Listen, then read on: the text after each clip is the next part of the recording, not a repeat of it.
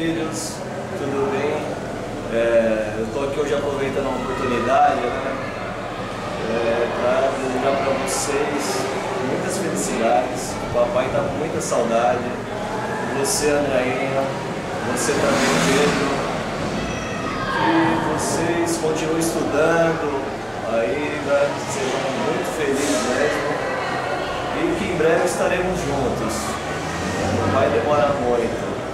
E que vocês tenham um Feliz Natal, um ano novo, cheio de paz, alegria, tudo de bom mesmo para vocês.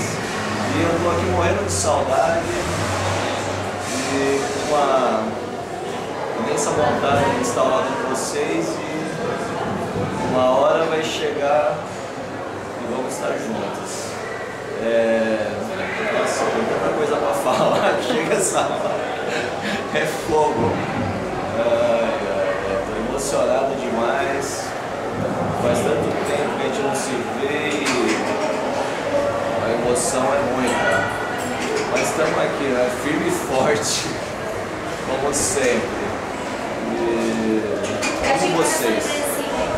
Muito. Não é fácil. Muito.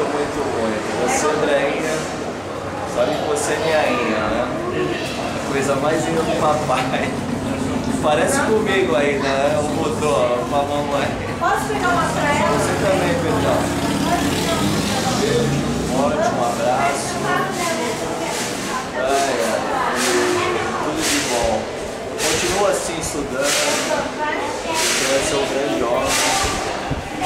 Toda a sorte do mundo pra você. Você também, Andréinha. Nem vou te pegar no pé, né? Que você não gosta muito de estudar, mas aproveita a oportunidade. Que essa oportunidade aí, sabe que teu pai abriu mão, né, de muitas coisas. O mais importante para vocês estudarem, se alguém estudar. E não é fácil, né? Sabe que aqui no Brasil é difícil, estuda caro, e aí vocês estão dando a maior chance do mundo, né? Então, pega firmeza, seja alguém na vida. Sei que vocês vão ser, né? Mas aproveita todos os instantes, todos os momentos. E muita fé em Deus. Tudo de bom mesmo para vocês.